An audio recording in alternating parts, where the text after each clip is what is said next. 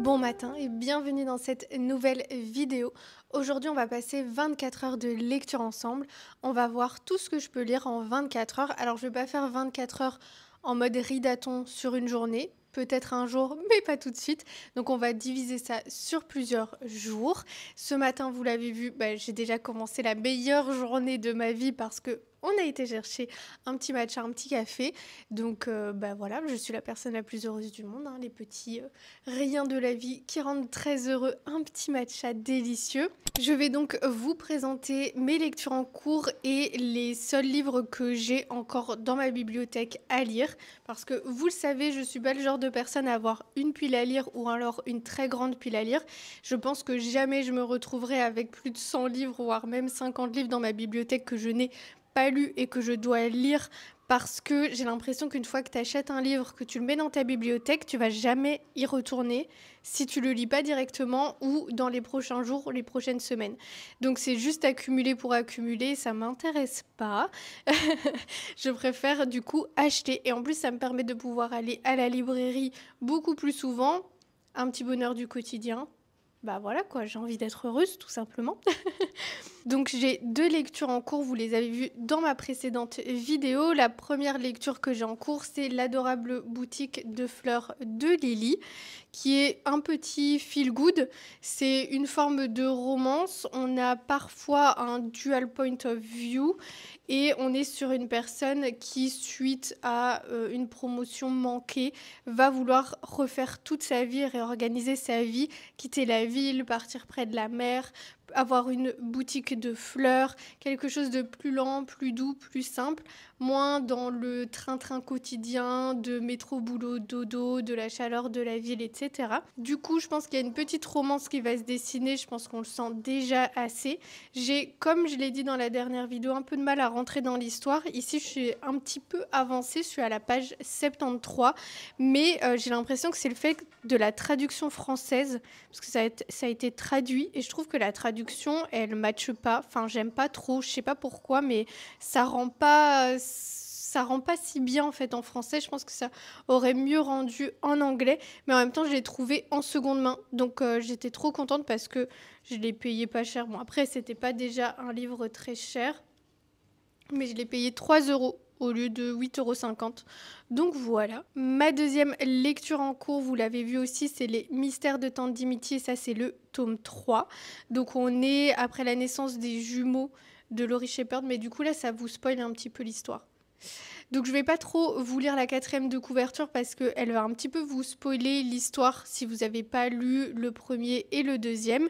Mais on suit toujours Laurie et ses compatriotes et ses camarades et ses compagnons divers et variés dans ses aventures un petit peu de cosy mystery et de mystère dans un petit village d'Angleterre, et ça j'aime vraiment vraiment beaucoup. Et le dernier livre que j'ai dans ma bibliothèque que je n'ai pas lu, c'est La papeterie de Ginza, qui est du coup de la littérature japonaise, donc de la littérature toute douce, toute cosy, donc j'adore.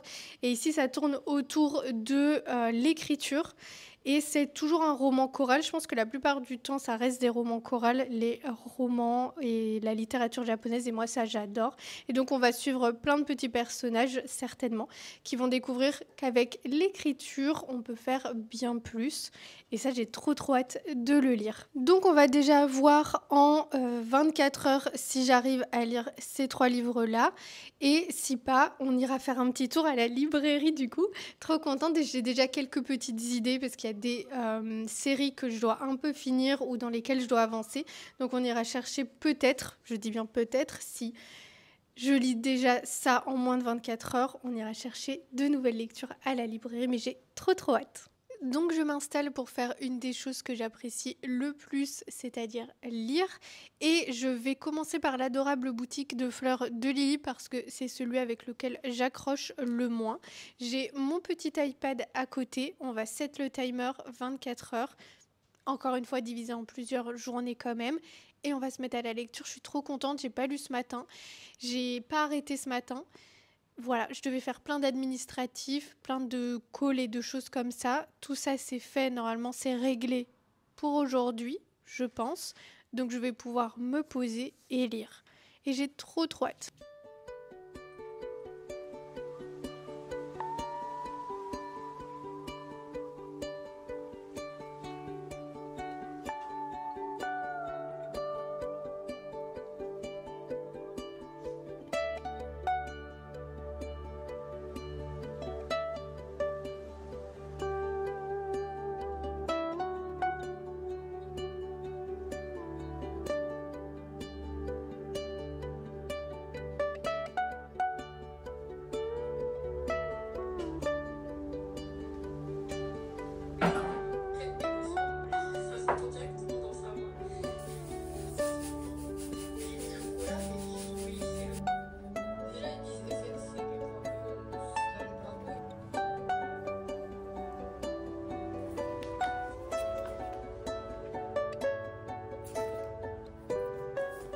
Je suis arrivée à la moitié de ce livre, à la moitié de ma première lecture, et pour le moment, j'ai lu pendant 3 heures, quelque chose comme ça.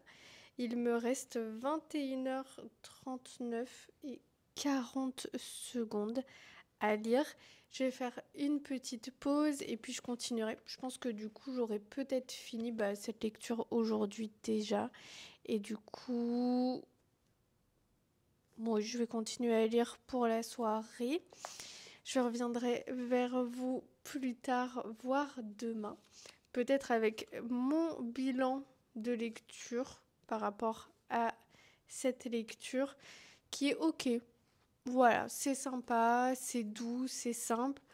Parfois, je trouve que c'est juste pas très bien écrit, quoi. En fait, c'est pas très bien partagé. Parfois, on arrive à des conclusions entre les personnages où ils sont là en mode j'ai trop aimé cette conversation, c'était 3 lignes.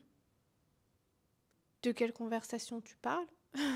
Donc ça me paraît un peu étrange. Du coup, c'est de temps en temps un dual point of view entre la FMC et le MMC.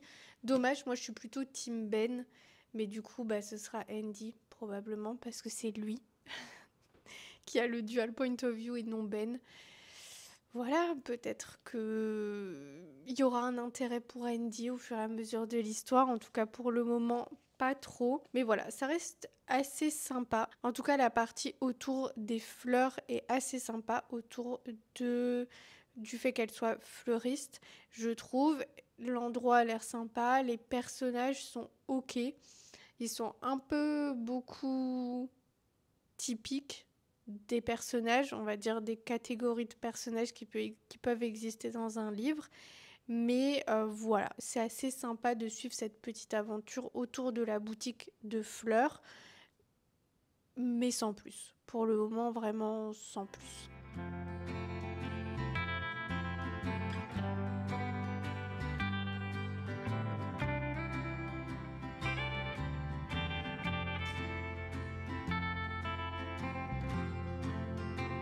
Alors, il me reste encore 18h21 de lecture. Et ce matin, vous l'avez vu, j'ai terminé cette lecture, l'adorable boutique de fleurs de Lily. J'ai pas aimé, c'était pas bien, je n'ai pas apprécié. Je pense que dans ce livre, il y avait pas mal de potentiel à exploiter. Et il a été peut-être des fois exploité, mais très mal, et ou pas exploité. En l'occurrence, on parlait de la santé mentale, ça pouvait être assez intéressant, mais au final, c'était exploité de manière super étrange. Les romances, voilà, on sait dès le début comment ça va se finir pour toutes les romances qui font partie de cette lecture, mais on a un creux pendant tout le livre et 50 pages avant la fin. Là, tout va très vite et tout le monde est ensemble et tout le monde est heureux et on est presque au mariage, quoi. Donc non, pas dingue. Euh, voilà, pas dingue. C'était vraiment pas dingue. C'est à peu près tout ce que j'ai à dire. Ça se lit très vite. Très contente de l'avoir acheté en seconde main et de ne pas avoir déchiré mon portefeuille pour pouvoir prendre ce livre. Je pense que je mettrais 2 étoiles si je devais lui mettre des étoiles, sinon j'en parlerais même plus, vraiment. Je ferais comme si je n'avais jamais lu ce livre. La précédente lecture est la seule lecture à laquelle j'ai mis 2 étoiles. C'est la dernière sortie de Abby Jiménez. C'était mon premier livre de cette autrice et c'était vraiment, j'ai pas kiffé du tout. Et voilà, ça c'est le deuxième 2 étoiles de l'année. Et voilà, parce que moi je suis très généreuse de base, je throw des 5 étoiles à foison, j'adore ça. Non merci. Non. Du coup j'ai mis quelque chose comme 5h30 à lire ce livre pas dingue. Mais au moins ça m'a fait sortir de ma panne de lecture, parce que j'étais un peu dans une panne de lecture. Je pense que ce mois-ci j'ai lu genre 1-2 livres, c'est déjà très bien. Et il n'y a pas de quota à avoir de lecture par mois. Enfin genre je lis avec plaisir. Mais c'est vrai que là je lisais pas et plutôt je passais du temps à scroller. Bon, c'est un cozy hobby, ça me permet de faire autre chose que de scroller, donc je suis contente. Du coup, on va continuer mes lectures. Ça, on n'en parle pas, on l'oublie. C'est fini. Hop, plus besoin d'en parler. Et je pense que pour un petit peu nettoyer mon palais, Après cette merveilleuse lecture que j'ai lue, je vais plutôt me diriger vers un roman graphique slash une BD et on va lire le livre d'Eyla, le tome 1, La rune des deux mondes. Ça a l'air trop sympa, genre ambiance un peu médiévale, autour des sorcières, des fleurs, du coup, des fleurs sauvages, fleurs médicinales. C'est trop trop beau à l'intérieur. Je pense que ça va se lire assez vite. Et comme ça va me permettre de nettoyer un petit peu mon palais et de pouvoir recommencer sur de bonnes bases et avec de bonnes intentions pour les prochaines lectures.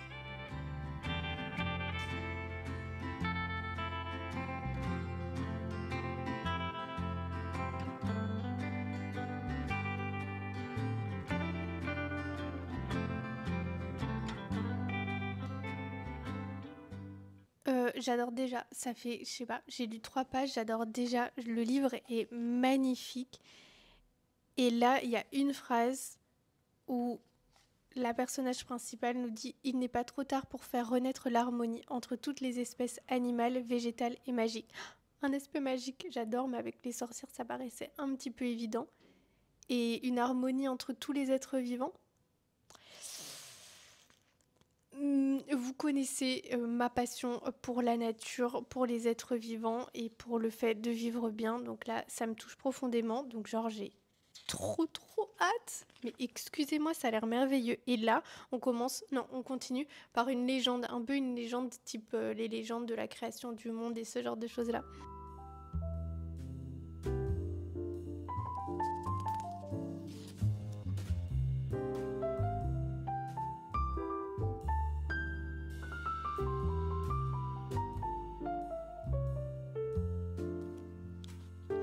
Déjà, on a commencé l'histoire en entrant avec le partage autour du myosotis. Les myosotis, c'est vraiment une de mes fleurs préférées. C'est des fleurs sauvages, mais je pense qu'on peut les trouver aussi en fleurs ornementales. En tout cas, elles existent en fleurs sauvages et elles sont très très très belles. Et je me souviens, à un moment dans ma vie, j'avais fait une formation. En tout cas, j'avais commencé une formation en harmonie vitale et sophrologie. Et pour l'examen final, il fallait faire une marche méditative et ensuite il fallait partager par écrit ce qu'on avait ressenti, ce qui s'était un petit peu passé durant cette marche. Et c'était la première fois en faisant cette marche méditative, et c'était une de mes premières marches en nature, je pense, et en forêt, que j'ai vu ces petites fleurs qui ressortent bleues, un peu lavande, un peu violette, ça dépend, et qui ornaient vraiment tout le bas de la forêt. Et c'était vraiment magnifique. Et c'était la première fois que je voyais vraiment, vraiment la nature. Et c'est pour ça que je vous partage beaucoup autour de la nature et beaucoup autour de ce fait de se connecter à la nature parce que ça va nous permettre de la voir vraiment. Et ça, c'est quelque chose que j'ai appris en philosophie et en philosophie de la nature, c'est que la nature, on la voit, et quand on la voit vraiment, c'est à ce moment qu'on fait attention à elle.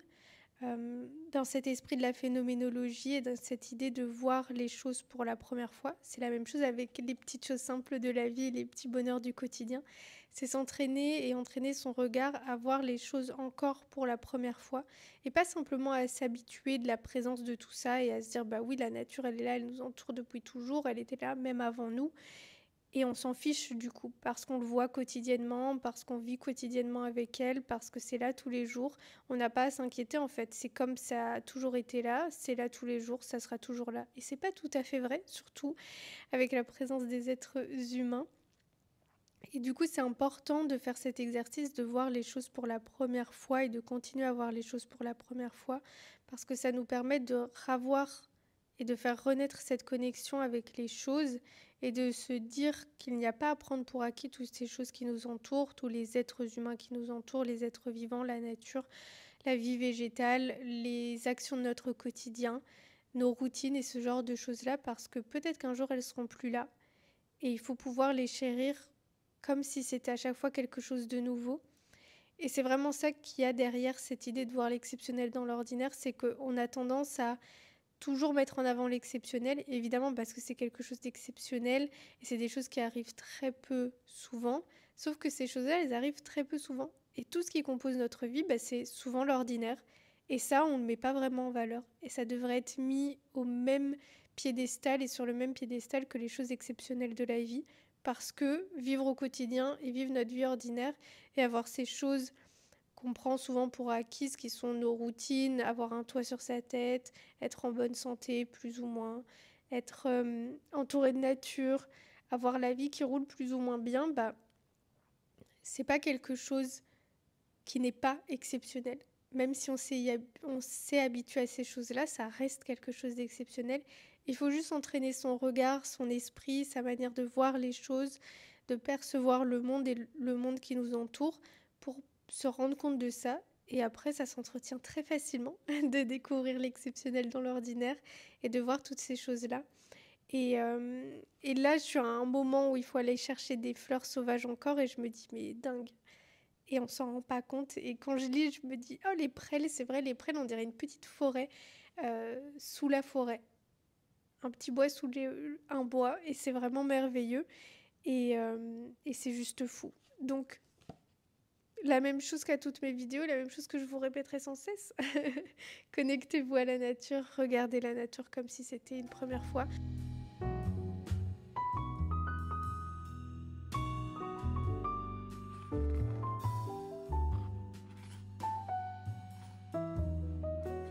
Quelques dizaines de minutes après, j'ai terminé le roman graphique / la BD, le livre d'Eyla et le tome 1.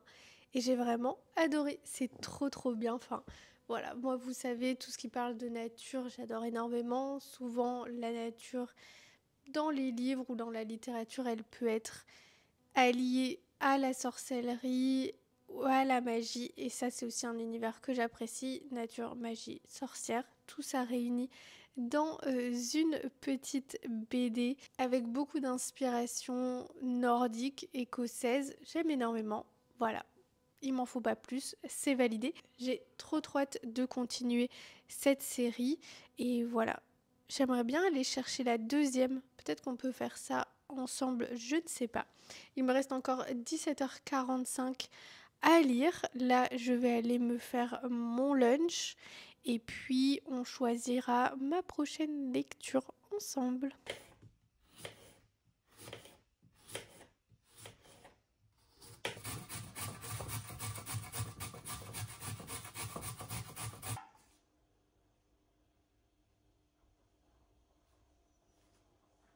Do an overall little time check-in. Book 1, it took me 7 hours and 48 minutes to read. Book 2, it took me...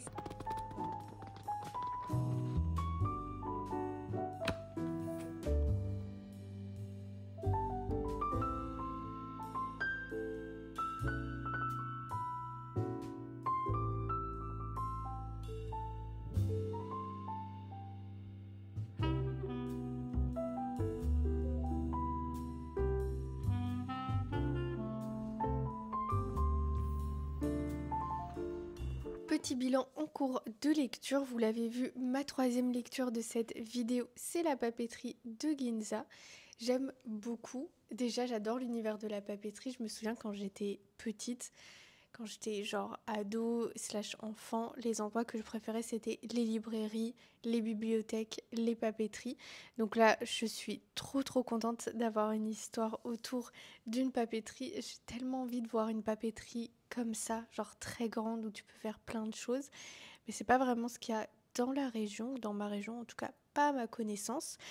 Dès la première histoire, ça m'a beaucoup inspirée. Je dirais que ce livre, il est tout doux, il ressemble exactement à ce à quoi un livre de littérature japonaise ressemble, donc roman choral, en règle générale 5 histoires, avec un univers central, une boutique centrale. Ici, c'est la papeterie dans laquelle on va se réunir, on va se rendre compte de choses. Et la papeterie, elle va aider d'une manière ou d'une autre. Dans la première histoire, c'est une écriture avec un stylo plume Mont Blanc.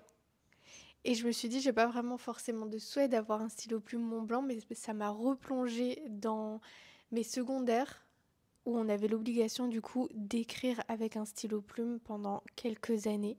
Et je me suis dit, en fait, c'était tellement agréable d'écrire avec un stylo plume, mais quand tu écrivais avec un stylo plume, tu avais tellement l'envie de pouvoir écrire avec un stylo à billes. Et au final, on finit par écrire avec un stylo à billes parce que c'est beaucoup plus simple. Mais en fait, quand on grandit, quand on devient adulte, je dirais qu'on a beaucoup moins l'occasion d'écrire que quand on était ado, quand on était enfant à l'école. Et qu'au final, ça redonnerait un petit peu plus de beauté, je pense, d'écrire avec un stylo plume. Ça redonnerait un petit peu plus de magie au fait d'écrire que de faire attention et d'écrire avec un stylo plume. Ça m'a aussi beaucoup donné envie de pouvoir euh, répandre un petit peu des lettres et répandre des cartes postales à mes proches, mes amis, qui soient dans d'autres pays ou qui soient dans le même pays que moi. Je me dis qu'en fait, cette trace papier, elle est super importante, super intéressante, elle rajoute beaucoup, beaucoup de beauté. Donc c'est vraiment tout ce que je reprends avec moi de toutes ces lectures et de ces différentes histoires. Là j'ai déjà lu 3 histoires, il me reste 2 histoires et à peu près une centaine de pages, un tout petit peu plus de 100 pages à lire. Mais en fait j'aime beaucoup la littérature japonaise parce que je trouve que c'est toujours ce qu'on vient retirer de la littérature japonaise, c'est une nouvelle perception des choses simples de la vie. Et je trouve ça toujours merveilleux, quoi. Enfin, pour moi, il n'y a vraiment pas plus belle littérature que cette littérature-là, parce qu'en fait, elle aide vraiment à venir apporter rituel et magie dans son quotidien. Et un quotidien, en fait, on partage tout ça dans notre vie. Et on vit ça pendant des années et des années, des décennies et des décennies, des quarts de siècle et des quarts de siècle. Donc c'est tellement important d'apporter cette magie, d'apporter cette perception de magie dans notre quotidien pour juste découvrir l'exceptionnel dans l'ordinaire, comme d'habitude.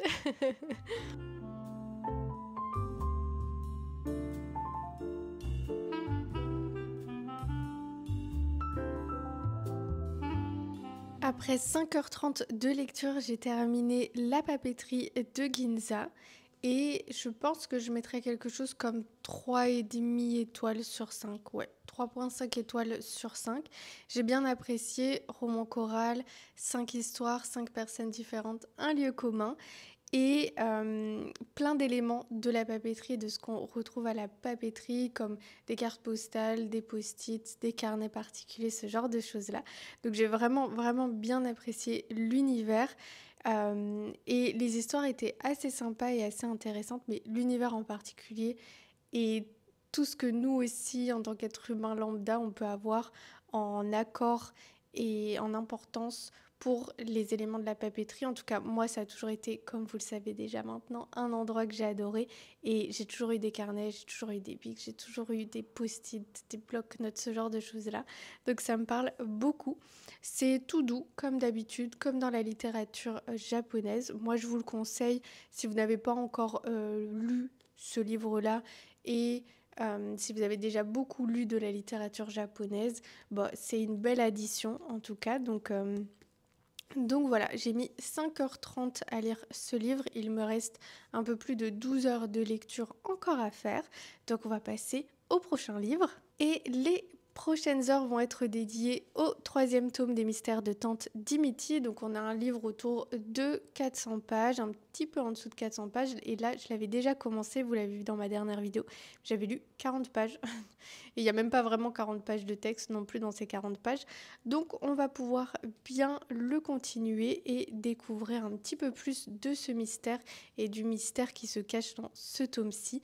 Et je pense que ça va être trop trop bien. Enfin, moi j'adore les cozy mysteries, c'est vraiment un univers que j'apprécie.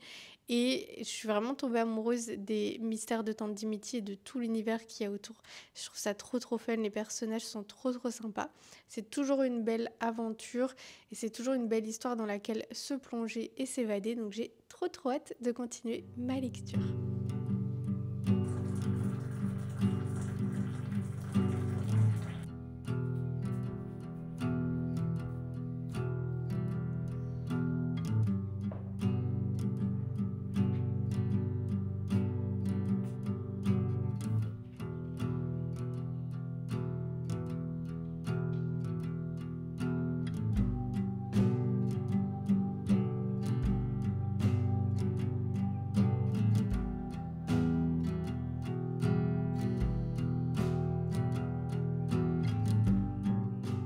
Il me reste 9h30 de lecture et je suis à la moitié de ma 4e lecture de ce petit challenge, de cette petite aventure.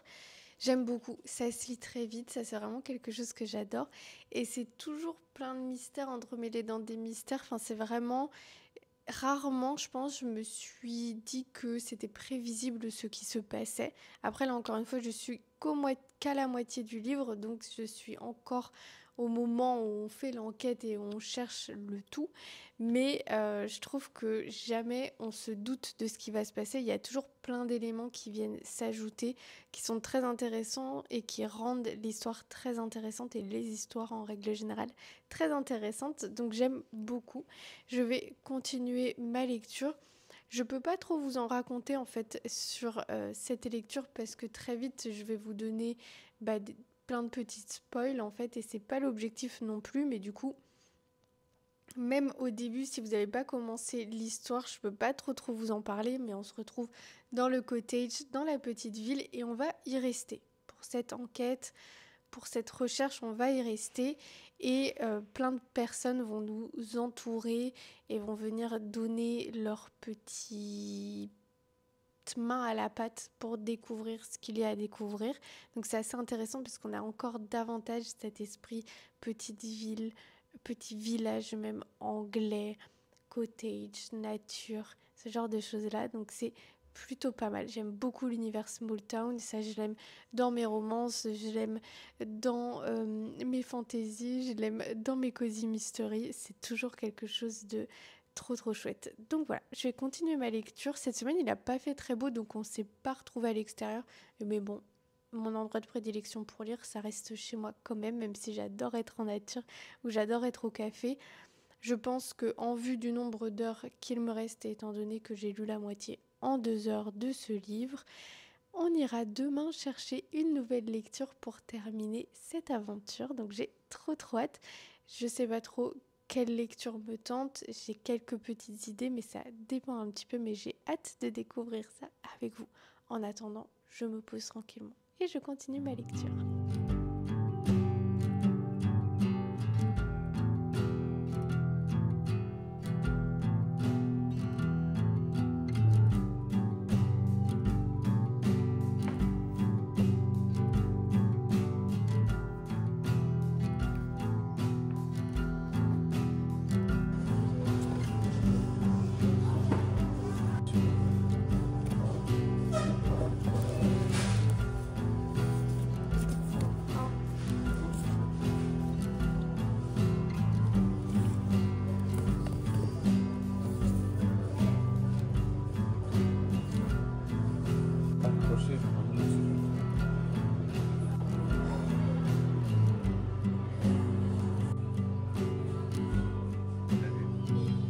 J'ai terminé le 3e tome des mystères de Tante Dimity, ma 4e lecture dans ce petit challenge, cette petite aventure. J'ai beaucoup apprécié. Je pense qu'en règle générale, je mets toujours autour de 4, 4,5 étoiles. Ici, on sera à 4 étoiles. Je peux pas trop vous en dire plus, mais voilà, c'est un cozy mystery, vraiment très mignon. On reste dans la small town.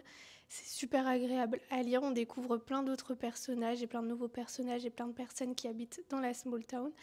Et voilà, si vous n'avez pas encore testé les cozy mystery, je vous conseille de les tester. Pourquoi pas commencer par les mystères de Tante Dimity parce que moi c'est vraiment une histoire et une aventure que j'apprécie beaucoup. J'avais, je pense, lu aussi un cozy mystery de Noël, trop bien. Donc si vous voulez plutôt démarrer les cozy mystery ou essayer les cozy mystery pendant la période de Noël, en plus ça vous permet d'avoir une lecture à thème dans le thème de Noël et ça c'est trop bien. Donc il me reste à peu près 7 heures de lecture. Je pensais pas du tout avoir à lire autant, je vous avoue que je n'en peux plus, mais on va quand même terminer ce challenge et cette aventure. Mais c'est vrai que je pensais que j'étais un slow reader, donc quelqu'un qui lit plutôt lentement et au final, je sais pas, j'ai l'impression que je lis trop vite, j'aurais aimé lire beaucoup plus lentement pour éviter de devoir lire autant de livres d'un coup. C'est surtout qu'on est samedi et la vidéo sort demain. Donc voilà, j'ai plein de montage encore à faire, plein de travail encore à faire et je dois encore lire pendant 7 heures aujourd'hui et il est 16 heures. Donc bon, je sais pas si je vais lire les 7 heures aujourd'hui, mais en tout cas, Je dois lire encore pendant 7 heures avant que cette vidéo sorte. Vous l'avez vu, j'ai été à la librairie ce matin. Je vous présente les 2 lectures que j'ai prises pour terminer ce challenge. Dans un premier temps, on a Le Gardien des Souvenirs qui est de la littérature japonaise. Je trouvais que ça avait l'air trop bien. Enfin, moi j'aime toujours les premières de couverture, elles sont toujours super jolies. Il y a toujours des chats ou des animaux dessus. Enfin, ma vie quoi, en gros. Et ce livre, il fait un peu moins de 200 pages. Je me suis dit que, en vue du fait que je mets à peu près 5 heures, 5-6 heures à lire un livre, j'allais prendre un petit livre au cas où je dois encore lire après avoir lu l'autre livre. Mais du coup, voilà, ça a l'air assez sympa. C'est autour d'un studio photo dans lequel on peut y aller et revivre des souvenirs. J'adore ça. Et je pense que là, on suit 3 personnages. Alors que d'habitude, on a tendance à suivre 5 personnages, mais s'il est plus petit aussi. Et puis, l'autre livre que j'ai pris, on était d'accord avec mon compagnon, c'est un Harlan Coben pour avoir un thriller, parce que je me suis dit que dans cette vidéo, j'avais lu une BD, j'avais lu un feel good, j'avais lu un cozy mystery, j'avais lu de la littérature japonaise et j'avais envie de lire un nouveau genre de lecture en fait simplement. Je n'ai jamais lu de livre de cet auteur et je sais que les gens adorent. J'ai pas lu de thriller récemment à part si La femme de ménage rentre dans cette catégorie-là. J'avais pas trop aimé La femme de ménage mais aussi j'avais écouté sur Audible et c'est vrai que c'était la première fois que j'écoutais un livre audio donc je sais pas si c'est ça qui a fait que j'ai pas trop apprécié mais moi j'ai pas du tout continué cette série, j'ai pas surfé sur la vague comme même l'auteur surfe sur la vague. Je me suis dit qu'on allait partir pour ça et on était d'accord tous les deux et donc ça c'est le plus vendu ou le plus apprécié en tout cas. Donc c'est Dans les bois et ici on est à un peu moins de 500 pages. Donc je pense que ça va prendre un petit peu plus de temps parce que ce sera le livre le plus long que j'aurai lu durant cette vidéo et j'ai hâte de voir un petit peu ce genre de livre-là et de lire un petit peu ce genre de livre-là pour changer un peu. Donc on va s'y mettre tout de suite.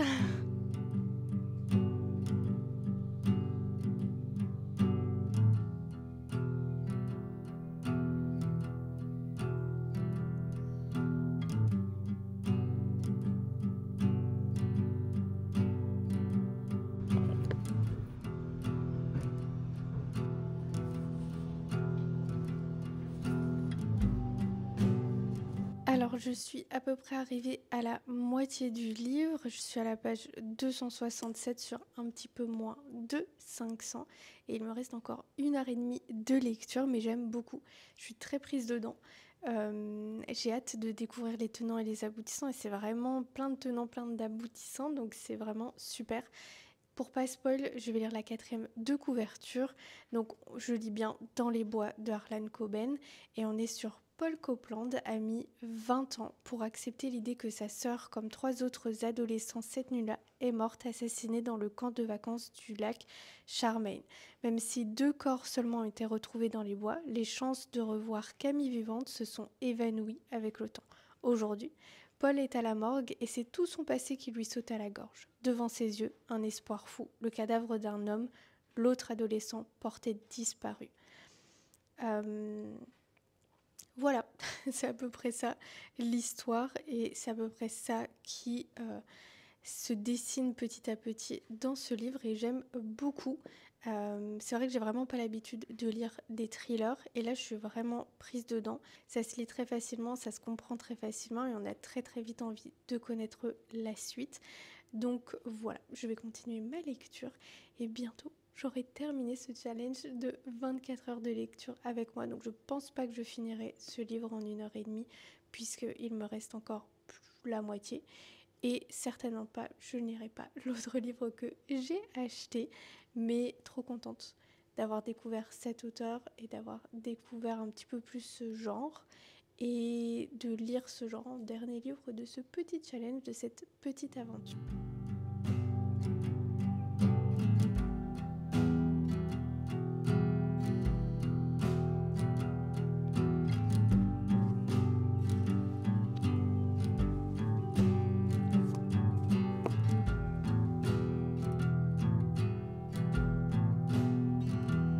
J'ai donc terminé cette belle aventure et très longue aventure de lire pendant 24 heures. Alors je me doute même pas de l'intensité que ça doit être pour les personnes qui le font vraiment sur 24 heures en mode une journée, mais déjà étendu sur la semaine, c'était déjà assez intense. Donc au niveau de ma nouvelle lecture qui est Dans les bois d'Harlan Coben, je suis arrivée à la page 366. J'étais un petit peu plus lente pour cette dernière lecture. Je pense que le genre de livre fait que je sois un petit peu plus lente étant donné que c'est pas un genre avec lequel j'ai l'habitude d'échanger. Mais c'est vraiment une lecture qui me plaît. J'ai vraiment envie de connaître la fin, de connaître tous les tenants et les aboutissants. Ça donne trop envie. Donc j'ai vraiment hâte de continuer. Je pense que je vais continuer aujourd'hui, hein, bien évidemment, étant donné que j'ai vraiment envie de connaître la suite.